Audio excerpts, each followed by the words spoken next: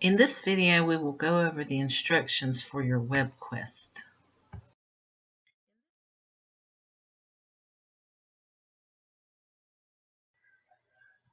What is a WebQuest? A WebQuest is an inquiry-oriented lesson format in which most or all of the information that learners work with comes from the web. There are lots of examples of good WebQuests on the internet, so you don't always have to create your own.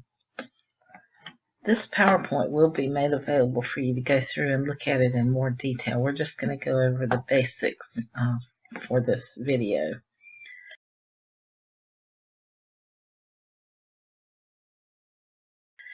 Your assignment is that you're going to develop a WebQuest. It's going to be developed in your Google document, and you'll share your Google Doc in the Unit 5 discussion board like we talked about in the previous video.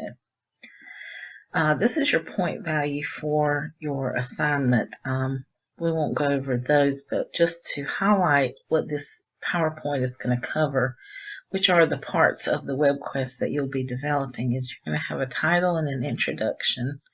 You're going to have a task, which kind of expounds on the introduction. You're going to have a process.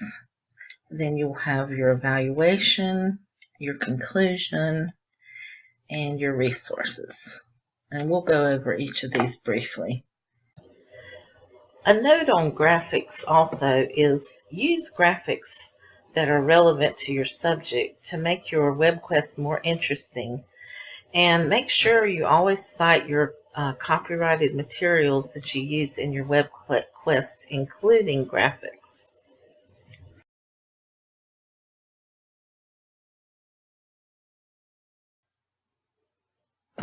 So for your title, you want to use a title that is short in length and should be indicative of the nature of the activity that you're doing the WebQuest on.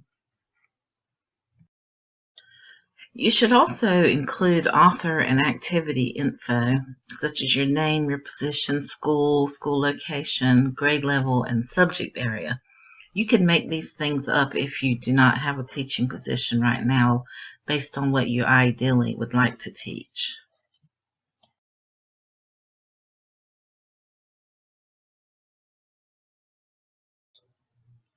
The introduction is expanded in the task, so let's go to that page.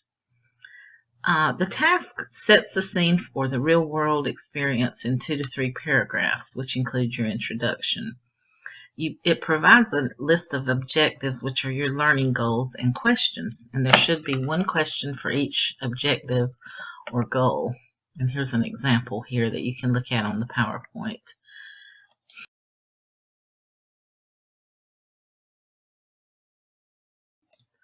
The task also will provide an advanced organizer, which is a way for the student doing the WebQuest to organize their information.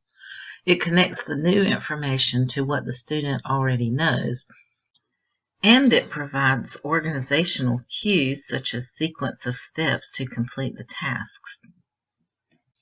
An example of this would be maybe a chart that has the who, what, where, when, why, how of the task. Let's look at an example of that.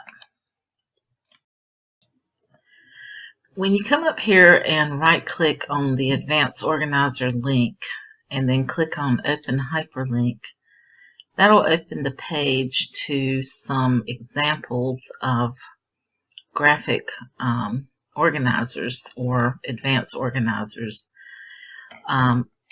This page has a lot of examples. You can only get 3 of them to print without joining their program, but you can do a free trial. I'm going to go ahead back to the PowerPoint. I've already saved a few of those. Let's just look at this one here, the who, what, when, where, why, and how graphic organizer. I'm going to click on this link, actually right click on it and then click Open Hyperlink. And we'll go to that page to see an example of that a little bit up close. So that opens up this page to the Advanced Organizer for who, what, when, where, why, and how, to give the student the sequence of events in the WebQuest that they are completing. And then we have a few more examples here. You can go to the PowerPoint and look at those.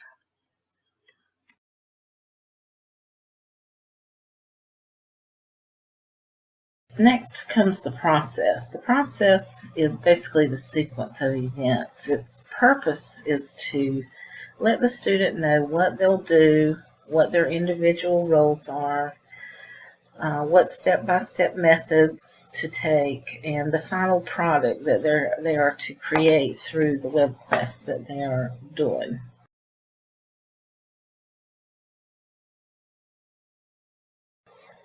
The next step is the evaluation, where you're going to create a checklist for the assignment.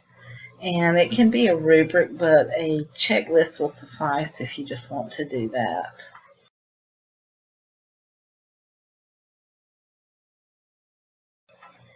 So after that, after the evaluation, comes the conclusion, which is where you conclude the story. You find out what the students learned. It's like giving a summary, your final thoughts, what is the takeaway that you want the student to have from the WebQuest.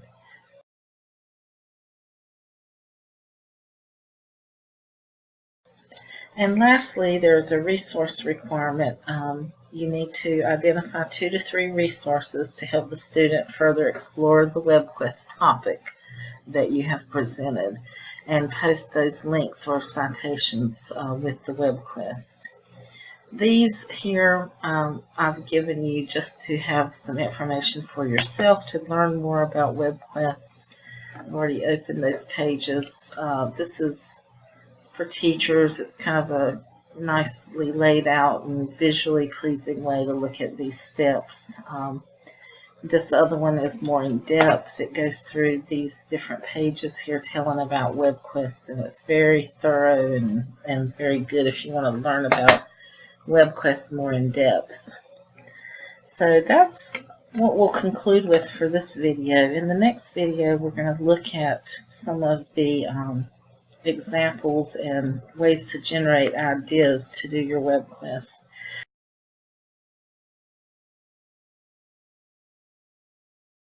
To finish this video off, we'll just show you for your assignment submission, which we have gone over already, how to share it from the Google Doc. But just to let you know, it's Unit 5. It opens on October 10th, and the assignment is due on October 23rd by 11:59 p.m.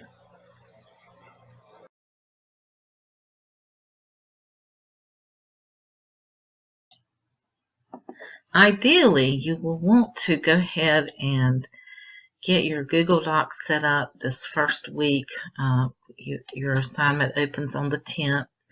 And go ahead this week and look over your videos, find out how to do the WebQuest. Go ahead and look at some of the examples and the idea generators.